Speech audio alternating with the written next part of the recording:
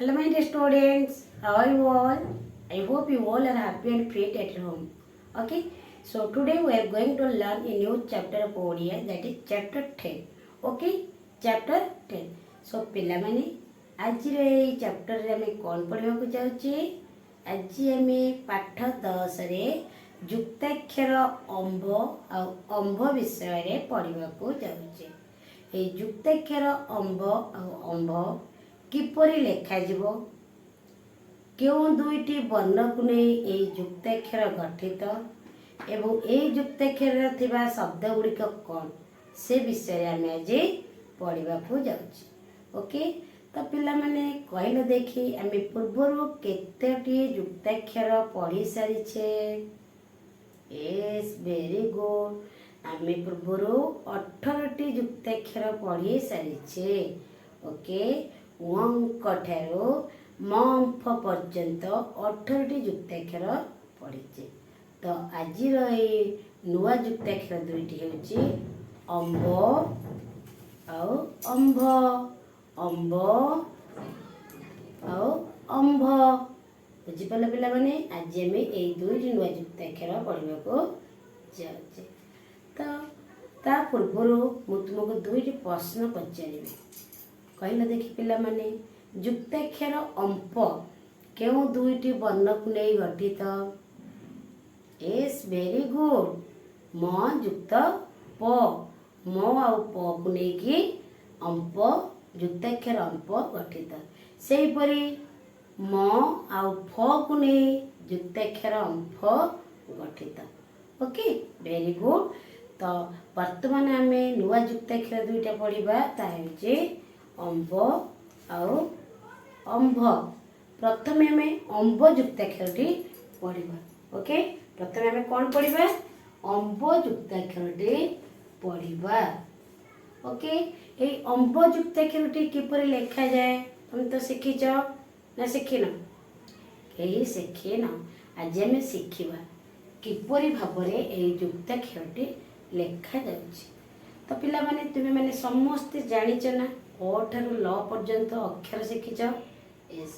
ତ ପ୍ରଥମେ ଆମେ ଗୋଟେ ମ ଲେଖିବା। କ'ଣ ଲେଖିବା? ମ ଲେଖିବା। ଓକେ, ଏଇଭଳି ଭାବରେ ଆମେ ଗୋଟିଏ ମ ଲେଖିବା। ତ ମରେ ଗୋଟିଏ ନମ୍ବର 4 ଲେଖିବା। ମରେ ଗୋଟିଏ ନମ୍ବର 4 ଦେବା, ତାହା ହେଇଗଲା ଆମର କ'ଣ? ଯୁକ୍ତାକ୍ଷର ଅମ୍ବ। ବୁଝିପାରିଲ? ଯୁକ୍ତାକ୍ଷର ଅମ୍ବ କିପରି ଲେଖିବା? Very good. ଯୁକ୍ତାକ୍ଷର ଅମ୍ବ ଆମେ ଏମିତି ମ ଲେଖିଦେବା, ମରେ ଗୋଟିଏ ନମ୍ବର 4 ଲେଖିଦେବା, ତାହା ହେଇଗଲା ଅମ୍ବ। ବୁଝିପାରିଲ? ତ ଅମ୍ବ ଯୁକ୍ତାକ୍ଷରଟି କେଉଁ ଦୁଇଟି ବର୍ଣ୍ଣକୁ ନେଇ ଗଠିତ? ଆସ ଶିଖିବା, କେଉଁ ଦୁଇଟି ବର୍ଣ୍ଣକୁ ନେଇ ଅମ୍ବ ଯୁକ୍ତାକ୍ଷରଟି ଗଠିତ? ଏସ୍, ମ ଆଉ କ'ଣ? ବ। ମ ଆଉ ବ, ଏଇ ଦୁଇଟି ଯୁକ୍ତାକ୍ଷରକୁ ନେଇ ମମ୍ବ ଯୁକ୍ତାକ୍ଷରଟି ଗଠିତ। ଓକେ, ତୁମକୁ ଯଦି କେହି ପଚାରେ ମମ୍ବ ଯୁକ୍ତାକ୍ଷର କେଉଁ ଦୁଇଟି ବର୍ଣ୍ଣକୁ ନେଇ ଗଠିତ, କ'ଣ କହିବ? ମ ଆଉ ବ। ମ ଆଉ ବ, ଏଇ ଦୁଇଟି ବର୍ଣ୍ଣକୁ ବା ଅକ୍ଷରକୁ ନେଇ ମମ୍ବ ଯୁକ୍ତାକ୍ଷର ଗଠିତ। କ୍ଲିୟର? ଦେନ୍ କହିଲେ ଦେଖି, ଡ୍ୟାସ୍ ଯୁକ୍ତ ଡ୍ୟାସ୍ ସମାନ ମମ୍ବ। କହିଲେ ଦେଖି। Yes, very good. You correct. Yes, ମରେ ହଳାନ୍ ଯୁକ୍ତ ବ। ଓକେ, ମରେ ହଳାନ୍ ଯୁକ୍ତ ବ। ସେଇଭଳି କହିଲେ ଦେଖି, ଡ୍ୟାସ୍ ଯୁକ୍ତ ବ ସମାନ ଅମ୍ବ। ଏସ୍, ମରେ ହଳାନ୍त। ଓକେ, କହିଲେ ଦେଖି, ଡ୍ୟାସ୍ ମରେ ହଳାନ୍त ଯୁକ୍ତ ବ ସମାନ ଡ୍ୟାସ୍। କ'ଣ ହବ? ଅମ୍ବ। ମରେ ହଳାନ୍ତ ଯୁକ୍ତ ବ ସମାନ ଅମ୍ବ। ଓକେ, କହିଲେ ଦେଖି, ମରେ ହଳାନ୍ତ ଯୁକ୍ତ ଡ୍ୟାସ୍ ସମାନ ଅମ୍ବ। Yes, very good. ବ। ଓକେ, ବ। ତ ଆମେ ଶିଖିଲେ ଅମ୍ବ କିପରି ଲେଖାଯାଏ ଆଉ କେଉଁ ଦୁଇଟି ବର୍ଣ୍ଣକୁ ନେଇ ଅମ୍ବ ଗଠିତ। ଓକେ, ତ ଏବେ କୁହ, এই ଅମ୍ବ ଯୁକ୍ତାକ୍ଷର ଲାଗିଥିବା ଶବ୍ଦ ସବୁ କ'ଣ? ଦୁଇଟି ଉଦାହରଣ ଦେଲ। ए अंब लगी शब्दर दुईट उदाहरण दियो। एस देख पिला माने मु तुमको वर्तमान दुईटी चित्र देखेबी तुम मैंने चित्र देखी कहब क्यों शब्द ये दुईटी चित्र क्यों प्रकार शब्द क्यों युक्ताक्षर शब्द दुईटी गठित एवं यार नाम कौन। ओके तो कहले देखी पिला माने यार नाम कौन आंब। ओके आंब आम्ब। ओके तापरे अन्यटी कौन एस डालिंब डाल शिलिंब डालिंब तुम मैंने आंब डालिंब खाओ ना एस सो आंब आउ डालिंब हेउची एक प्रकार कौन फलर नाम। ओके ये आंब हेउची एक प्रकार फल डालिंब मध्य एक प्रकार फल ए दुईटी जाक गोटे प्रकार कौन फल दुईटी जाक गोटे प्रकार फलर नाम। ओके फलर नाम तो आम कौन शिखिले आम युक्ताक्षर अंबटी किपरि लिखा जाए केउ दुईटी वर्ण को नहीं ये युक्ताक्षर गठित आ युक्ताक्षर रे थिबा शब्द गुड़िक कौन ए विषय आम शिखिले।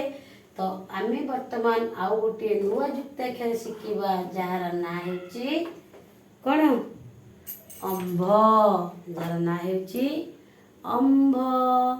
तो आस मो सहित अंभ किपरि लिखा शिखा एस अंभ किपरि लिखा समस्त म जानिच मुझे कही अठारू ल जाए शिखिच एटा म समस्ते म जानिच ना एस एटा म तो मोरे एमती नंबर टू जानिच नंबर 1 2 3 नंबर जानिच तो मोर एमती नंबर 2 लिखिदेले सेटा हो गला कौन अंभ।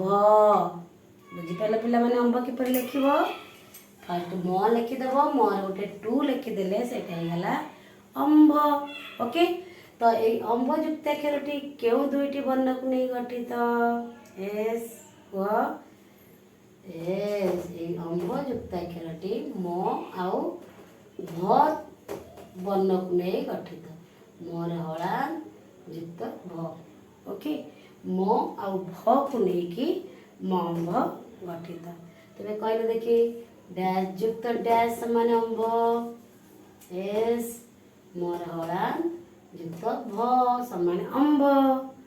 कहले देखी मोर हलान युक्त भ समान डैश कौन हम मोर हलान युक्त भ समान डैश एस वेरी गुड अंभ गुड। Then next